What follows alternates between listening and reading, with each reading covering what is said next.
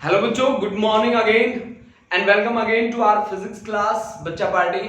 Today we are going to study the concept, that concept is refraction of light. पहले part में हमने पढ़ा था रिफ्लेक्शन। रिफ्लेक्शन के लिए हमने क्या किया, हमने एक बॉल ली, उस बॉल को हमने थ्रो किया, ठीक है।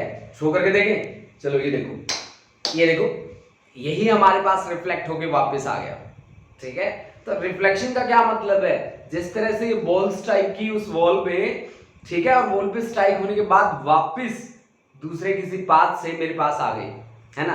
तो इसी तरह से लाइट का किसी मीडियम में स्ट्राइक करना और स्ट्राइक करने के बाद किसी दूसरे पाथ पे उसी सेम मीडियम में मूव करना, दैट वाज द रिफ्लेक्शन। अब हमें क्या करना है पता है, ये बॉल एक विंडो पे मारना है। अब विंडो ग्लास की बनी हुई है, ग्लास टूट के अंदर जाना चाहिए। जैसे हम क्रिकेट खेलते होते हैं गली में, मोहल्ले में, और गली में जब हम मारते हैं दबा के बढ़िया सा, मान लो हमने सिक्सर मार दिया और वो सिक्सर कहाँ, किसी की विंडो तोड़ के अंदर चला गया। अब विंडो तोड़ के अंदर जाना है, that is the refraction phenomena. यानी कि हमें अपने मीडियम को चेंज करना है। अब लाइट जो है वो एक मीडियम से दूसरे मीडियम में ट्रेवल कर रही है। अब लाइट जब एक मीडियम से दूसरे मीडियम में ट्रेवल करती है तो उसकी वेवलेंथ कहीं ना कहीं उस मीडियम के रिफ्रैक्टिव इंडेक्स से अफेक्ट होती है। अब वेवलेंथ अगर चेंज होती है तो 100% श्योर है कि लाइट की स्पीड क्या हो जाएगी, चेंज हो जाएगी। स्पीड या वेलोसिटी भी बोलते हैं उसको, पार्टिकल नेचर के अकॉर्डिंग उसको वेलोसिटी बोलते हैं, वेलोसिटी ऑफ लाइट, ठीक है। तो यानी कि उसकी वेलोसिटी क्या होनी चाहिए, चेंज होनी चाहिए ना, चेंज। अगर उसकी वेलोसिटी चेंज होगी तो उसका पाथ भी चेंज हो जाएगा, उसका पाथ भी चेंज हो जाएगा। और इस फिनोमिना को, जिसमें लाइट एक मीडियम से दूसरे मीडियम में ट्रेवल करे और ट्रेवल करते ही उसका पाथ चेंज हो जाए, उसको हम बोलते हैं रिफ्रैक्शन। बहुत ही सिंपल चीज है। अगर हम इसको डिफाइन करना चाहें तो बड़े ही सिंपल वर्ड्स हमारे पास बनते हैं। हम कहते हैं कि ये ऐसी घटना है जिसमें लाइट अपने पाथ से डेविएट हो जाती है जब वो एक मीडियम से दूसरे मीडियम में जाती है। हमने यहाँ पे जो डेफिनेशन लिखी है वो भी यही है। डेफिनेशन कहता है phenomena of change in path of light when light travels through one medium to another medium. हमारे पास यहाँ पे दो मीडियम हैं, एक होगा रेयर और एक होगा डेंसर, ठीक है। तो रेयर मीडियम कैसा होता है, खुला। इसका मतलब यही होता है खुला, यानी कि पार्टिकल्स के बीच जो नॉर्मल डिस्टेंस, आप एयर को रेयर की तरह कंसीडर करते हो तो पार्टिकल्स के बीच जो नॉर्मल डिस्टेंस है वो थोड़ा सा कहीं ना कहीं ज्यादा होता है, ठीक है। और डेंस का क्या मतलब होता है, डेंस का मतलब होता है जैसे कि ग्लास। अब ग्लास के पार्टिकल कैसे होते हैं, एक दूसरे से रिजिडली बाउंड होते हैं, उनके बीच का जो सेपरेशन है, क्योंकि ग्लास सॉलिड में आ जाता है, सॉलिड में आ जाता है तो फिर ग्लास को अगर मैं सॉलिड की तरह ट्रीट करके चलूं, वैसे तो ग्लासी नेचर को हम एमोर्फस सॉलिड के अंदर डालते हैं, क्रिस्टलाइन के अंदर नहीं डालते, ठीक है। तो लेकिन फिर भी मैं एक सॉलिड कंसीडर करूं तो सॉलिड की क्या प्रॉपर्टी होती है कि पार्टिकल के बीच का जो सेपरेशन है वो क्या रहना चाहिए, कांस्टेंट रहना चाहिए ना। जबकि एयर के पार्टिकल्स के बीच का सेपरेशन क्या कांस्टेंट रहता है, नो, आंसर इज नो, है ना। चलो बात करते हैं अपनी। हमने क्या कहा कि दो मीडियम है हमारे पास, एक है रेयरर और दूसरा है डेंसर, ठीक है। और दो मीडियम है, एक रेयर दूसरा डेंसर। एयर को आप ज्यादातर क्या रेयर की तरह ही कंसीडर करोगे, ठीक है। अब देखो बच्चों, हमने क्या कहा कि जब light rare to denser medium जाएगी तो वो टुवर्ड्स द नॉर्मल की तरफ झुकेगी। जैसे कि मेरे पास ये था यहाँ पे रेयर मीडियम जिसका रिफ्रैक्टिव इंडेक्स है μ1, ये ग्लास मान लो जिसका रिफ्रैक्टिव इंडेक्स है μ2। जब लाइट इस तरह से ट्रेवल करके आई KL के अलाउंग, उसे जाना कहाँ चाहिए था, उसे जाना चाहिए था ऐसे सीधा सीधा सीधा सीधा निकल जाती वो। अगर वो अपने पाथ से डेविएट ना होती तो इसी पाथ के अलाउंग सीधा सीधा सीधा सीधा निकल जाती। लेकिन हमें पता है कि जब लाइट रेयर से डेंसर जाएगी तो नॉर्मल की तरफ झुकेगी, तो ये नॉर्मल की तरफ झुकी। अब यहां पे आप एक बात याद रखना बच्चों कि I जो है वो लेस है किससे, R से। I be the angle of incidence is less than angle of refraction, okay guys, है ना। अब देखो बच्चों, ये तो हो गई रिफ्रैक्टेड रे, ये आपकी इंसिडेंट रे। एक्चुअल में डायरेक्शन ऑफ इंसिडेंस कौन सा था? ये डॉटेड डॉटेड डॉटेड जो है वो डायरेक्शन ऑफ इंसिडेंस है। तो डायरेक्शन ऑफ इंसिडेंस और रिफ्रैक्टेड रे के बीच जो एंगल बना, ये एंगल कौन सा एंगल है? That is angle of deviation, angle of deviation. This is nothing but equal to angle of deviation, है ना भाई? ये क्या है? डेल्टा क्या है? Angle of deviation. ठीक है जी, अब बात को आगे बढ़ाते हैं।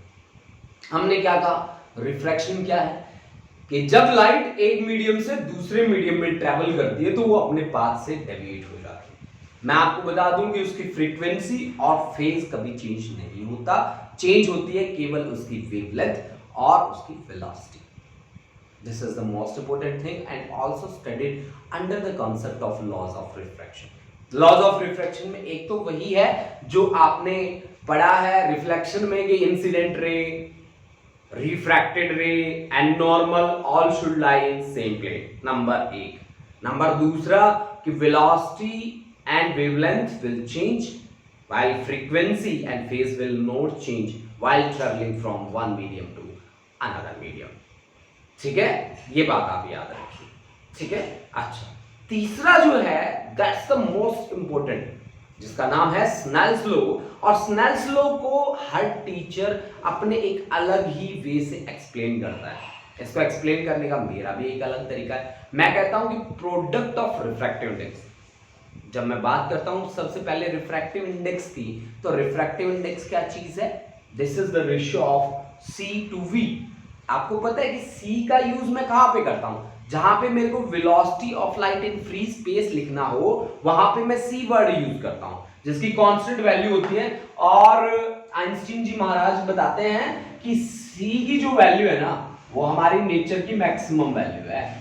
No one particle can cross this value, although there is one particle that cross this value, but that is studied in modern physics and we are going to study the classical physics. जो हम physics पढ़ रहे हैं that is classical, और जो आप नहीं पढ़ोगे आगे जाके कभी मास्टर्स में, अब तक तो ग्रेजुएशन में भी नहीं लगी मॉडर्न, हाँ थोड़ा सा पार्ट है फाइनल ईयर में जाके। ठीक है, तो मॉडर्न फिजिक्स जो आप पढ़ोगे या क्वांटम फिजिक्स जिसको बोलते हैं, क्वांटम पढ़ोगे तो आपको पता चलेगा कि हाँ पार्टिकल है भाई एक, जिसकी स्पीड ऑफ लाइट से भी ज्यादा है। यानी कि लाइट का जो पार्टिकल होता है जिसकी स्पीड है 3 × 10⁸ मीटर पर सेकेंड, उसको भी कोई ना कोई हाथ जुड़ाने वाला है कि हाँ जी हम भी आपसे तेज भागते हैं। ठीक है, अब देखिए, अब हम अपनी बात को स्टार्ट करते हैं। देखो, याद रखने के लिए mu is equal to C by V याद रखो। C velocity of light in free space और वैक्यूम, ठीक है, और V is the velocity of light in a medium. ठीक है भाई, जैसे कि अगर आपको मैं पूछूं कि किसका रिफ्रैक्टिव इंडेक्स सबसे ज्यादा होता है, आपको जनरल तो पता ही होगा कि एयर का रिफ्रैक्टिव इंडेक्स 1 होता है ना। डायमंड का रिफ्रैक्टिव इंडेक्स 2.4 होता है, 2.42 होता है ना, 2.42। ठीक है, और एयर के लिए 1, ग्लास के लिए 1.5, पानी के लिए 1.33। ठीक है भाई, और जिसका याद रखना हो मेरे ख्याल से आपके लिए काफी है। ग्लास का याद रखोगे, डायमंड 2.42, ग्लास के लिए 1.5 और एयर के लिए 1.000 करके कुछ होता है, तो 1 ही आप लेते होते हैं। ठीक है भाई, अच्छा, अपनी बात को यहां पे फिर से बढ़ाते हैं। हम बात कर रहे थे स्नेल्स लॉ की और उसकी एक्सप्लेनेशन की, हम अपने तरीके से उसकी एक्सप्लेनेशन देंगे। हम ये कह रहे थे, तो मैंने अपने तरीके से क्या कहा, स्नेल्स लॉ कहता है कि product of refractive index with sign of angle of incidence is always constant. मैंने लिखा है यहाँ पे product of refractive index, this is the product of refractive index with sign of angle of incidence is always constant. ठीक है ना, हमने क्या कहा, product of refractive index with sign of angle of incidence is always constant. अब आप मेरी बात सुनिए ध्यान से, अगर ये चीज कांस्टेंट है तो इसके कांस्टेंट का कैसे बेनिफिट उठाया जाए? हम कहेंगे कि एक पोजीशन में इनकी वैल्यू दूसरी पोजीशन में इनकी वैल्यू के बराबर होना चाहिए। एक पोजीशन है आपकी μ1 I1 और दूसरी पोजीशन है μ2 I2।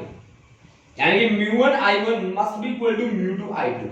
Now if I apply the Snell's law at point L be the point, कौन सा पॉइंट है जहां पे लाइट वेव ने स्ट्राइक किया, ठीक है, किस पे, इंटरफेस पे। कैसा इंटरफेस है, जो दो मीडियम को अलग करता है, यही तो इंटरफेस है ना जो दो मीडियम को अलग करता है, रेयर और डेंसर को।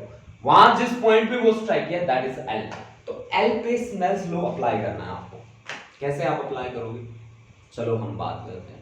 देखो बच्चों, जब एल पे हमें स्नेल्स लॉ अप्लाई करना है ना, तो सबसे पहले देखो कि ये आ कहां से रही है, ये आ रही है के से।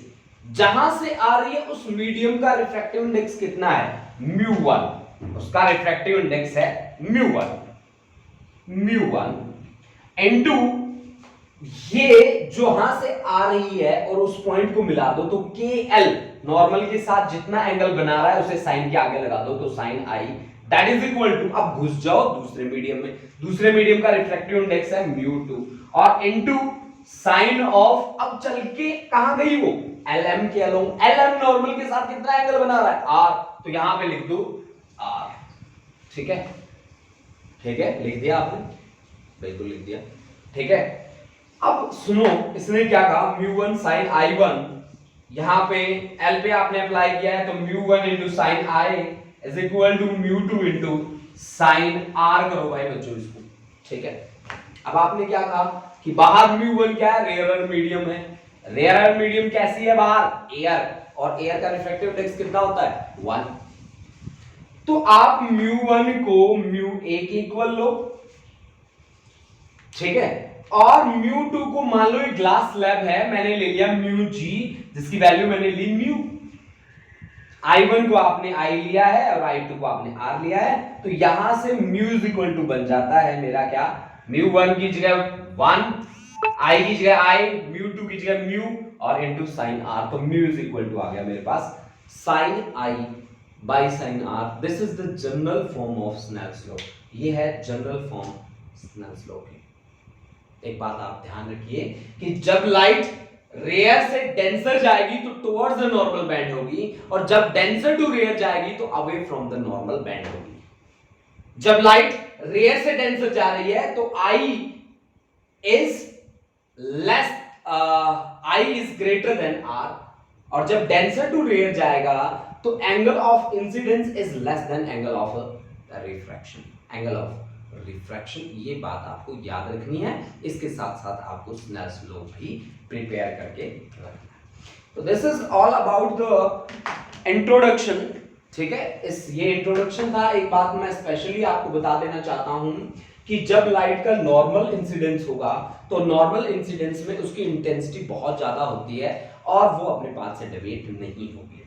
हाँ, आप ये बात याद रखिए, जब किसी मीडियम में लाइट एंट्री मार लेती है तब उसकी जो स्पीड है वो बन जाती है speed divide by refractive index, ठीक है। उसकी वेवलेंथ भी बन जाती है lambda divide bye refractive index. जब लाइट किसी मीडियम में एंट्री मार जाती है तब उसकी स्पीड रिफ्रैक्टिव इंडेक्स से डिवाइड हो जाती है और उसकी वेवलेंथ भी रिफ्रैक्टिव इंडेक्स से डिवाइड हो जाती है। This is the most important thing that we have to keep in mind. I think आप सभी को समझ में आया होगा। अगर जिस बच्चे को समझ में आया please go to the comment box and tell me, ठीक है। उसके बाद हम नेक्स्ट आर्टिकल स्टार्ट करेंगे और काफी इजी रहने वाला है वो आर्टिकल। हाँ जी, आरक्षण वालिया, ठीक है भाई, आरक्षण राजेश क्लियर है, बहुत बढ़िया। आकृति चौधरी क्लियर, बहुत बढ़िया बच्चों, शाबाश।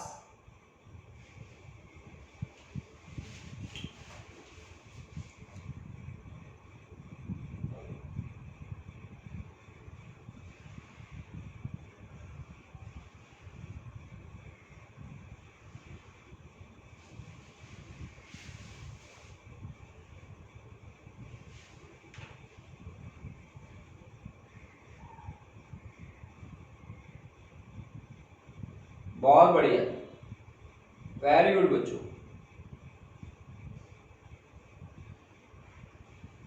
आश्रय नंदा, साहिप्री, जानवी, आशप्रीत कौर, मनीषा, मनजोत, मनरीत, तनवीर, इमरोज,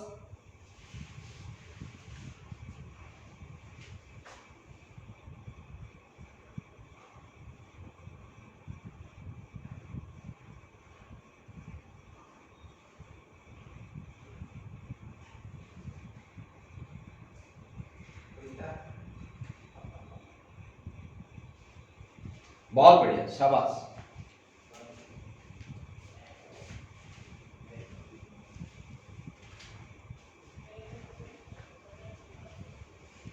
उसके बाद हम नेक्स्ट आर्टिकल हम लेके आ रहे हैं, और वो नेक्स्ट आर्टिकल में हम रिफ्रैक्शन फिनोमेना को ही हम पढ़ेंगे। थोड़ा सा जनरल ही रहेगा, बहुत ही ज्यादा कॉम्प्लिकेटेड नहीं रहेगा। इससे पहले हम सीबीएसई में आया एक न्यूमेरिकल भी परफॉर्म कर लेते हैं कि सीबीएसई में किस तरह से न्यूमेरिकल बनेगा। हाँ, ये 2 मार्क्स में ही आया था न्यूमेरिकल, जिसके साथ हम अब डील करने वाले हैं।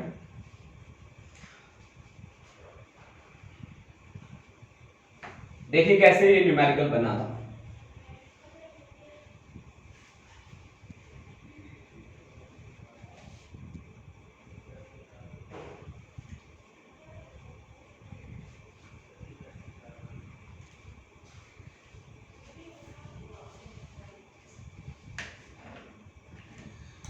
देखो बच्चों, एक न्यूमेरिकल लेके आते हैं, सीबीएसई 2017 का है।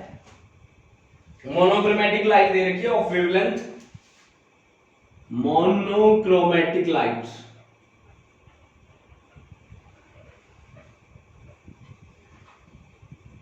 ऑफ वेवलेंथ उसका दिया है 589 नैनोमीटर। ठीक है, as incident from air on a water surface।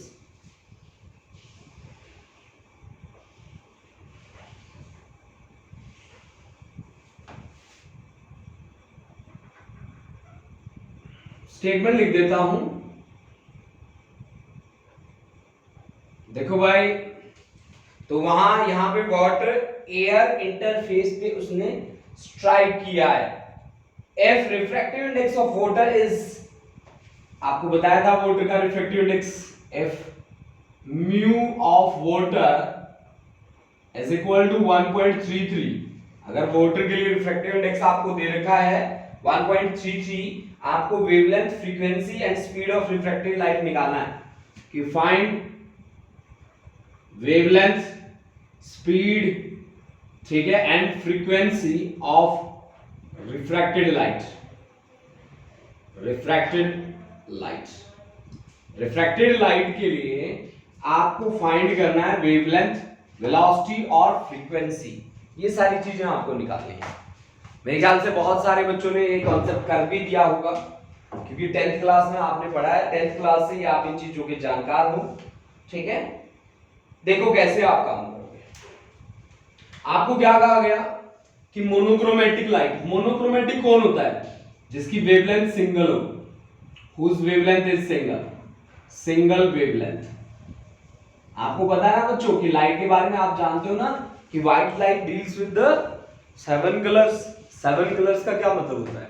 7 wavelength ना, यही बात होती है ना भाई कि 7 वेवलेंथ है उसके पास, 7 वेवलेंथ है, प्योर बनता है, आपको पता होगा। तो हमें मोनोक्रोमेटिक दे रखा है, मतलब एक सिंगल कलर की लाइट दे रखी है जिसकी वेवलेंथ है 589, है ना। तो लैम्डा हमने दिया है 589, नैनो का मतलब होता है 10⁻⁻9 मीटर। ठीक है, nano means -9 metre. Refractive index आपको दे रखा है कितना? 1.33। हमने कहा था ना मीडियम में घुस जाएगी तो लैम्डा उसका कैसे इफेक्ट होगा? Lambda dash is equal to lambda divide by mu. तो लैम्डा है 589 into 10⁻⁻9 divide by 1.33। This is new wavelength. ठीक है, और स्पीड क्या होगी उसकी? स्पीड होगी c v is equal to c by mu. c कितना है? 3 into 10⁸ metre per second divide by mu कितना है? 1.33। ठीक है भाई, तो ये उसकी स्पीड आ गई।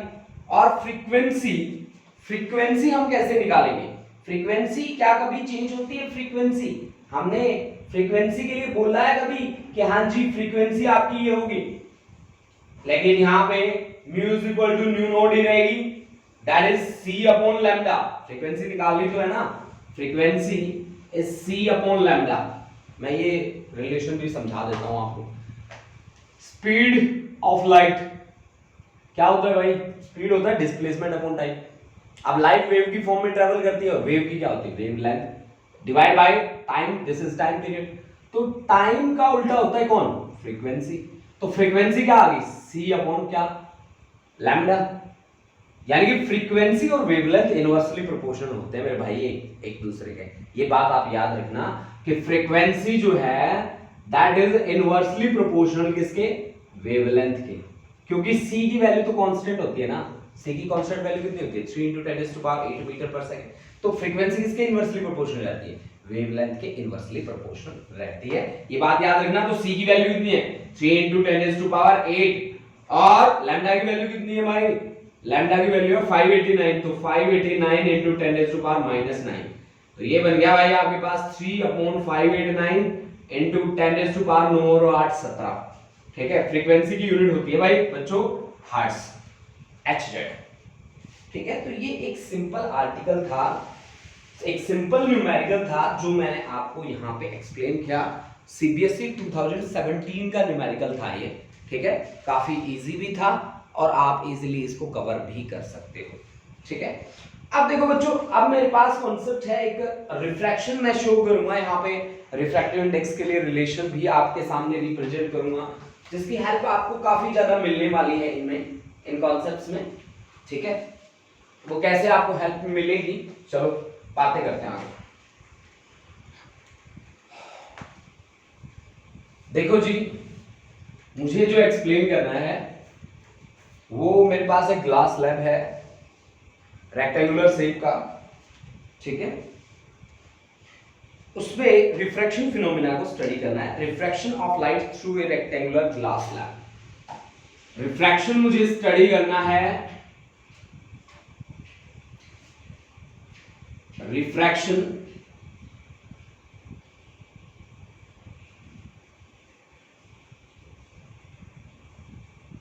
of light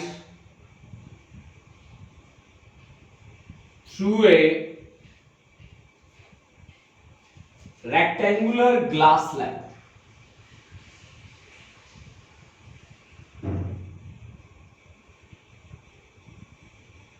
Glass slab.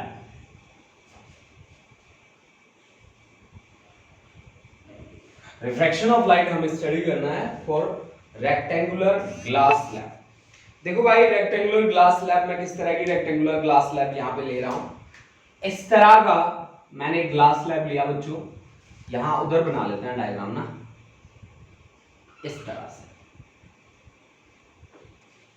जिसकी थिकनेस जो है वो t के बराबर है मान लीजिए।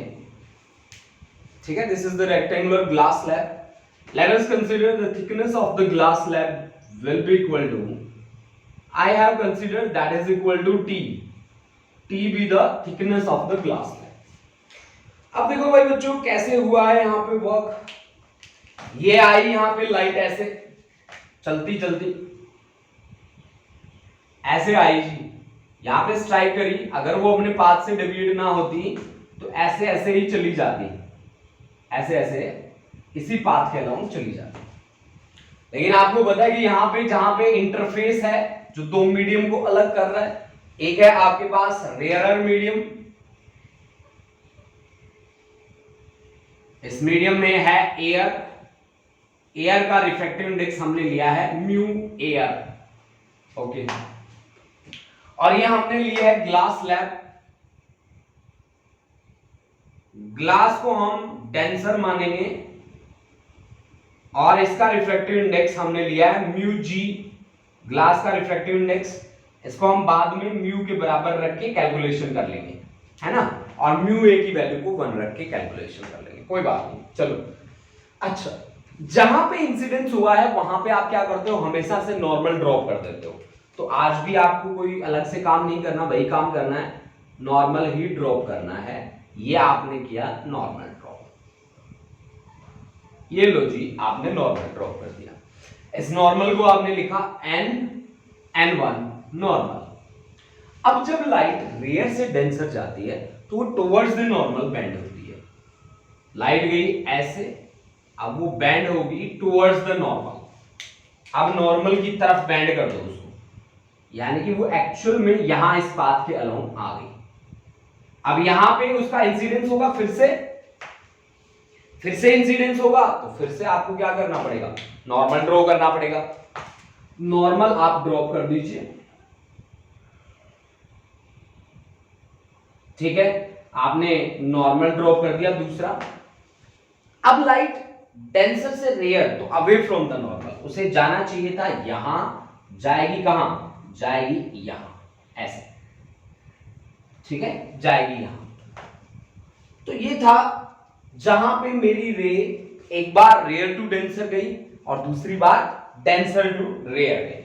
देखिए यहां पे मैं कुछ इस तरह से एंगल कंसीडर कर लेता हूं। यहां पे angle I1 angle of incidence, यहां पे एंगल R1, यहां पे नॉर्मल के साथ एंगल देखना आपको I2, और यहां पे एंगल कितना R2, है ना जी। और इस रे को मैं मान लेता हूं KLM, यहां से KLM। और अगर हम प्रिंसिपल ऑफ रिवर्सिबिलिटी पे चलते हैं तो एक मिरर लगा दो यहां पे, और उस मिरर पे नॉर्मल इंसिडेंस करवा दो, ठीक है। ये हमारे पास एक मिरर है, मिरर पे नॉर्मल इंसिडेंस करवा दो। ये कहता है कि लाइट अपने पाथ को क्या कर लेगी, दोबारा से ट्रेस कर लेगी, रीट्रेस कर लेगी अपने पाथ को, ठीक है, रीट्रेस अपने पाथ को कर लेगी। अब देखो भाई बच्चों, यहां से हम क्या करते हैं, मुझे क्या चाहिए, अब मुझे सबसे पहले तो रिफ्रैक्टिव इंडेक्स खेलना है, स्नेल्स लॉ अप्लाई करना है L पे और M पे, ठीक है। करके देख लो अप्लाई, क्योंकि ये आपका एक जनरल एक्सरसाइज हो जाएगा कि कैसे हम स्नेल्स लॉ अप्लाई करें और कैसे इनके साथ डील करें। तो अप्लाई कर दो भाई Snell's law at L, apply Snell's law at L। L पे स्नेल्स लॉ अप्लाई करो भाई, L पे स्नेल्स लॉ अप्लाई करोगे तो आप देखोगे कि कहां से आ रहे हो, K से आ रहे हो। K L किस मीडियम में राइज करता है, जिसका रिफ्रैक्टिव इंडेक्स है म्यू ए। तो mu A into sine of angle कितना बना रहा है KL, I1 नॉर्मल के साथ, दिस इज इक्वल टू दूसरे मीडियम में घुस जाओ, दूसरे मीडियम का रिफ्रैक्टिव इंडेक्स है म्यू जी, ग्लास के इक्वल, इनटू घुसने के बाद उसने एंगल बनाया कितना, R1।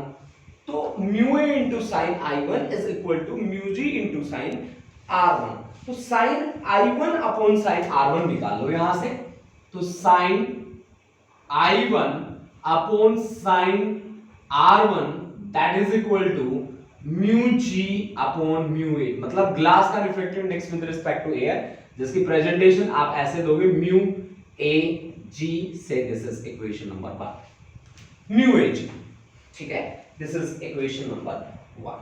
अब आप एम पे स्नेल्स लॉ अप्लाई करो, और एम पे स्नेल्स लॉ अप्लाई करके निकालो concept, apply Snell's law at M.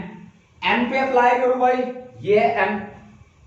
यहां एम पे अप्लाई करने से पहले आप देखोगे ये आ कहां से रही है, एल।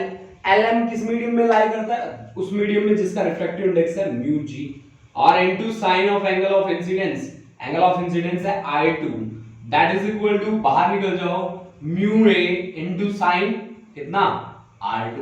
अब mu A by mu G क्या है, mu A by mu G, आपके पास mu A divide by mu G, that is equal to sine I2 upon sine क्या R2। मैंने कहा था ना, जो नीचे है उसे ऊपर लिख दो, म्यू जी ए, मतलब refractive index of air with respect to glass, ठीक है, म्यू जी ए आपके पास ये आ गया इक्वेशन नंबर 2, ठीक है। तो this is the way we can apply the Snell's law, ठीक है, ऑन डिफरेंट पॉइंट्स, ठीक है ना। यहां ये है हमारे पास कॉन्सेप्ट, जिस कॉन्सेप्ट में हम क्या कर सकते हैं, स्नेल्स लॉ अप्लाई कर सकते हैं। और principle of reversibility of light क्या कहता है, अगर हमने नॉर्मल मिरर लगा दिया तो ये जो लाइट है यहां पे इंसिडेंस हुआ है, ये उसी पाथ को क्या कर लेगा, रीट्रेस कर लेगा बच्चों, रिट्रेस कर लेगा। रिट्रेस करने का क्या मतलब है कि अगर अब मैं स्नेल्स लॉ अप्लाई करूं कि आफ्टर रिफ्लेक्शन, मतलब जनरल सी बातें कर रहा हूं मैं, कोई बहुत बड़ी बात नहीं है। आफ्टर रिफ्लेक्शन अगर वो अपने पाथ को रिट्रेस कर लेता है तो apply Snell's law at m। Snell's law अगर आप अप्लाई करते हो तो mu air into sine R2 is equal to mu glass into sine कितना I2, है ना। तो यहां से mu G upon mu A निकाल लो, that is equal to sine R2 upon sine I2, है ना। That is equal to mu A G, equation number 3। 2 और 3 को मल्टीप्लाई कर दो, मतलब सिंपल सी बात है। मैं आपको क्या बताना चाहता हूं वो मैं बता देता हूं आपको। 2 और 3 को आप मल्टीप्लाई करो, 2 और 3 को मल्टीप्लाई करोगे तो 1, यहां से भी 1, और आपके पास multiply 2 and 3, multiply equation 2 and 3, 2 and 3 को मल्टीप्लाई करोगे तो mu A G into mu G A is equal to 1। तो इसका मतलब है mu A G is equal to reciprocal of mu G A. मतलब ग्लास का with respect to air refractive index क्या होगा, रेसिप्रोकल ऑफ एयर का refractive index with respect to glass. This is the thing, main thing that I want to tell you, and specially I want to tell you कि how to apply the Snell's law, है ना। मैं जो आपको specially जो बताना चाहता था वो था कि स्नेल्स लॉ आप कैसे अप्लाई करोगे, बस ये बात थी जो मेरे को जनरली आपको बतानी थी कि how we can apply the Snell's law, ठीक है, एट डिफरेंट पॉइंट्स, ठीक है ना भाई। अब देखो मेरी बात सुनो, अब स्नेल्स लॉ अप्लाई करने में तो मेरे ख्याल से आप बहुत एक्सपर्ट हो गए होंगे, आपको समझ में आ गया होगा कि कैसे काम करना है। अब इसमें एक छोटा सा आर्टिकल है जिसको मैं बहुत ही अच्छे तरीके से एक्सप्लेन करना चाहता हूं, that is the lateral displacement. उसमें बेस होकर न्यूमेरिकल आ जाते हैं कई बार हमारे सामने, ठीक है। तो लेटरल डिस्प्लेसमेंट पे मैं काम करना चाहता हूं, ठीक है। उसके बाद रियल एंड एपरेंट डेप्थ पे हम काम करेंगे, जो हमारे एक्चुअल रियल लाइफ से जुड़ा हुआ कॉन्सेप्ट है। तो मैं इसको फटाफट से रब करने वाला हूं, ठीक है। आप में किसी बच्चे का कोई डाउट है तो प्लीज आप मेरे को फटाफट से बता दो कमेंट बॉक्स में जाके, नहीं तो मैं इसको रब कर रहा हूं, ठीक है, क्योंकि ये काफी इजी कॉन्सेप्ट है, इसमें मैं ज्यादा टाइम नहीं लगा सकता, ठीक है। और ये ऐसा कॉन्सेप्ट हमने किया भी है पहले, है ना। कहां किया है, 10th क्लास में, ठीक है। क्लियर है ना सभी का, बहुत बढ़िया, सभी बच्चों का क्लियर है, चलो बहुत बढ़िया। अब देखो जी, लेटरल डिस्प्लेसमेंट की मैं बात करने वाला हूं इसी आर्टिकल में, जिस आर्टिकल का नाम था रिफ्रैक्शन ऑफ लाइट, मुझे स्टडी करना था, ठीक है, through a rectangular glass slab. Refraction of light को मुझे स्टडी करना था through a rectangular glass slab, glass slab. अच्छा जी, अब बात करते हैं भाई लेटरल डिस्प्लेसमेंट की। लेटरल डिस्प्लेसमेंट मुझे कैसे निकालना है, चलो स्टार्ट करते हैं अपना कॉन्सेप्ट। लेटरल डिस्प्लेसमेंट क्या है, लेटरल डिस्प्लेसमेंट का मतलब है यहां पे लेटरल डिस्प्लेसमेंट या लेटरल शिफ्ट भी बोलते हैं उसको, लेटरल शिफ्ट भी बोल देते हैं, इसकी जगह डिस्प्लेसमेंट वर्ड भी आ जाता है।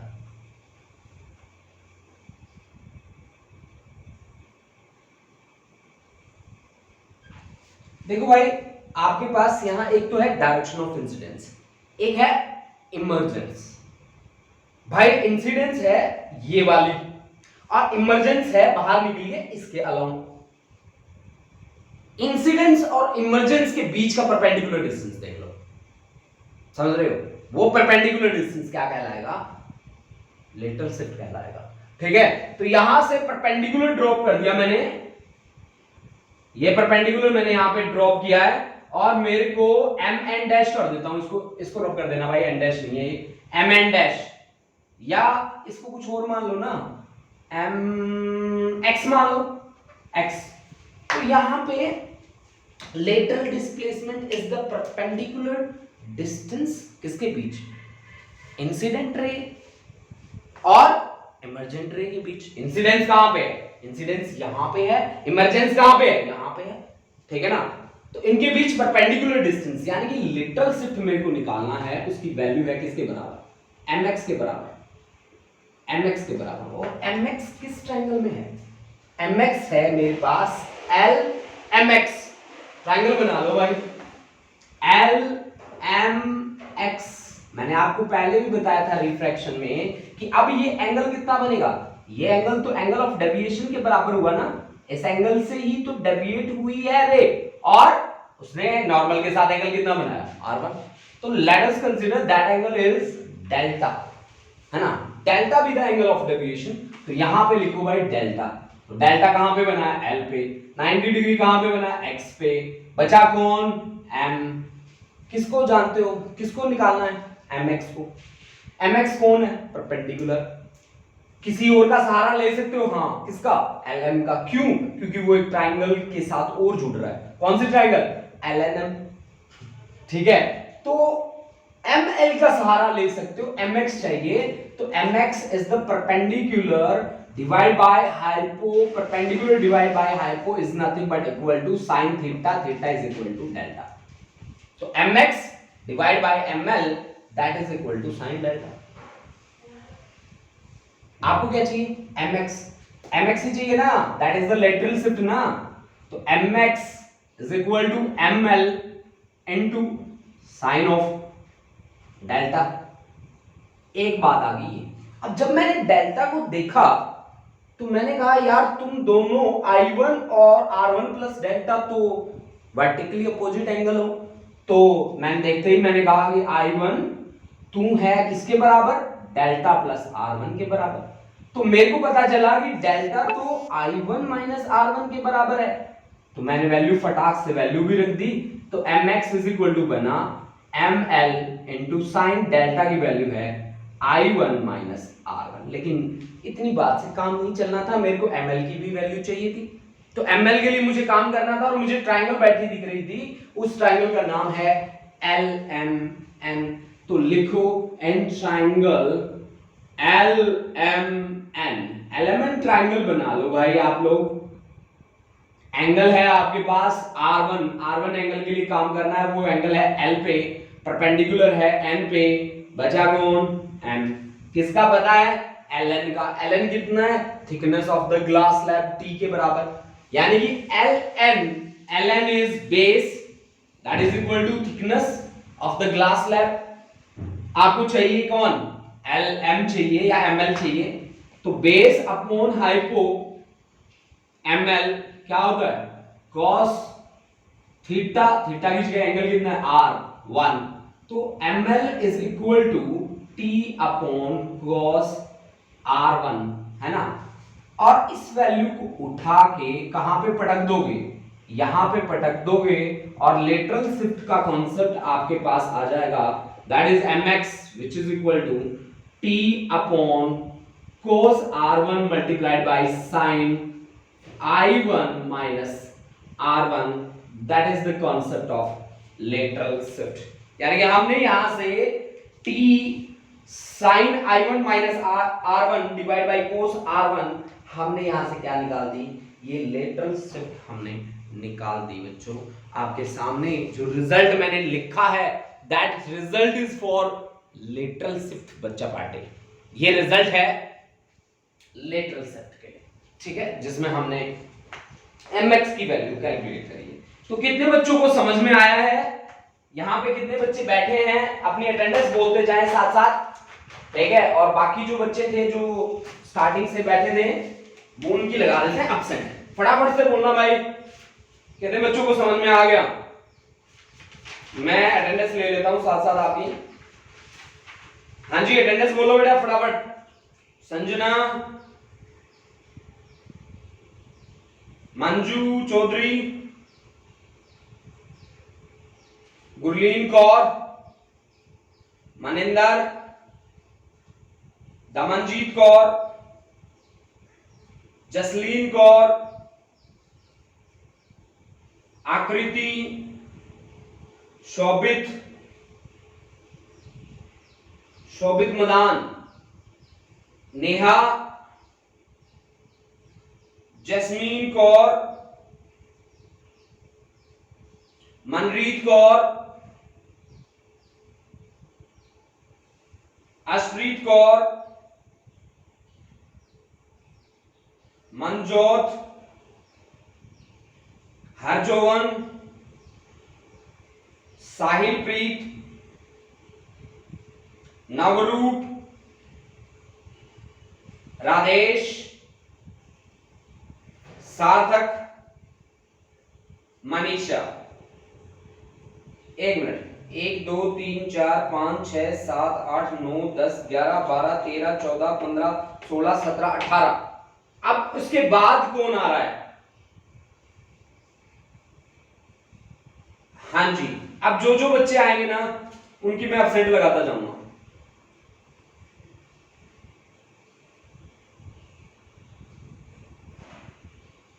अब भी प्रेजेंट बोल के अब भी इस ग्रुप में से निकल गए हैं बच्चे। देखो, पायल जारियाल आप क्लास में नहीं थे बेटा, गुरलीन बाजवा आप क्लास में नहीं थे।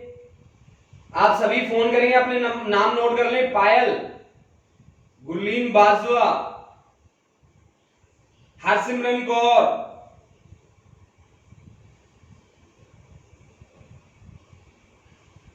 हरसिमरन कौर, ये 3 बच्चे स्पेशली फोन करें मुझे, क्लास में नहीं थे आप। मेरे पास लास्ट में जो बच्चे लाइव थे उनकी लिस्ट है।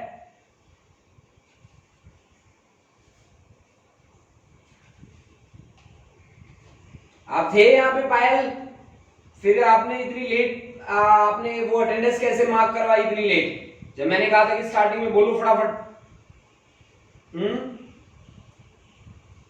पायल थे नहीं बेटा आप। हरसिमरन आप भी थे, अच्छा। और गुरलीन बाजवा अब भी गई क्या?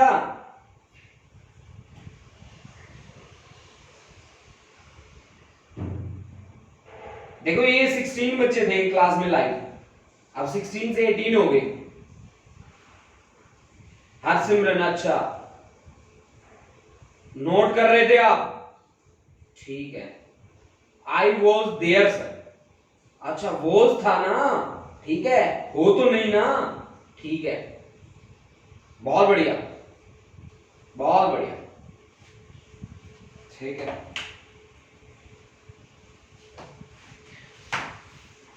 Students, one most important thing students, एक तो आपके स्कूल जल्दी से जल्दी खुलने वाले हैं। दूसरी बात ये है कि ये जो चीजें हैं ये आपके बेनिफिट के लिए हैं, बहुत ज्यादा बेनिफिट है आपका, क्योंकि सीबीएसई आपको छोड़ेगा नहीं, पेपर तो लेगा ही लेगा, समझ रहे हो आप, कि एग्जाम तो लेगा ही लेगा वो फाइनल, उसमें कोई दो राय नहीं है कि वो आपके एग्जाम नहीं लेगा, ऐसा हो ही नहीं सकता। तो जब आपके एग्जाम होने हैं, बोर्ड के एग्जाम होने हैं, तो आपको आई थिंक हम जो टीचर लोग होते हैं, हमसे ज्यादा सीरियस आपको होने की जरूरत है। और आप सोचते हो कि प्रॉक्सी अटेंडेंस लगा के, आपको पता है अटेंडेंस कितने बच्चों की मार्क है? 44 बच्चों की अटेंडेंस मार्क है। 44 में से 16 बच्चे बचे हैं। अब उन 44 को निकालूंगा आज और उनकी लिस्ट फाइनली मैं आपके रिसेप्शन पे दे आऊंगा, ठीक है ना। तो मुझे अच्छा नहीं लगता, मैं बार बार ये बात आपको कहता आया हूं कि आपकी अटेंडेंस आपके लिए जरूरी है, अटेंडेंस मैंडेटरी है आपके लिए, और ये नेसेसरी एंड सफिशिएंट वाली कंडीशन है ना, है, होना चाहिए, तो है ये बात, ठीक है। तो आपकी अटेंडेंस क्यों जरूरी है? क्योंकि आप सिलेबस को कवर कर पाओ अच्छे तरीके से। और मैंने आपको कहा ना, ऑप्टिक्स बहुत ही ज्यादा इंपॉर्टेंट चैप्टर है, तो जितने बच्चे यहाँ लाइव बैठते हैं वो दिल से पढ़ा करो। अगर दिल से नहीं पढ़ोगे तो जिंदगी में कभी आगे नहीं बढ़ोगे, ठीक है। और अपने लिए काम करना सीखो, जगत सर के लिए नहीं कर रहे आप लोग, ठीक है, अपने लिए कर रहे हो, ठीक है। तो अगर आपके अच्छे मार्क्स आते हैं, आपको अच्छा इंस्टीट्यूट मिलता है, कोरोना काल करके सारे जो आगे एडमिशंस हो रहे हैं, आगे जितनी भी बातें हो रही हैं वो 12th के मार्क्स पे बेस होके हो रही हैं। अगर 12th में अच्छे नंबर नहीं बनते तो आप किसी लायक नहीं बचोगे, आपको कोई यूनिवर्सिटी, कोई कॉलेज, कोई एडमिशन नहीं देगा। हाँ, एडमिशन देगा तो बहुत ही घटिया कॉलेज होगा। अगर कम नंबर होंगे और कम नंबर में भी एडमिशन दे रहा है तो घटिया ही कॉलेज होगा, ठीक है। अगर बढ़िया जगह जाना है, अपने आप को थोड़ा भी प्रूव करना है, तो मेहनत करनी शुरू कर दो दिल से, ठीक है, और हमेशा मेहनत करो अपने लिए, ठीक है। अगर टारगेट है आप खुद, ठीक है, तो आप बहुत अच्छे सक्सेसफुल इंसान बनोगे, और टारगेट नहीं है तो बहुत ही ज़्यादा जिंदगी खराब हो जाएगी, क्योंकि आगे आने वाला टाइम बहुत कॉम्प्लिकेटेड होने वाला है। तो बार बार समझाता हूँ यही बात, लेकिन समझ में नहीं आती, लेकिन मेरी आदत है समझाने की, जो इतना जल्दी चली भी नहीं जाती है ना। तो कोशिश करता हूँ कि यहाँ पे बैठा हुआ, क्या पता एक आध बच्चा तो समझ ही जाए, ठीक है, अपने बारे में एटलीस्ट कम से कम वो अपने बारे में समझ जाए, है ना।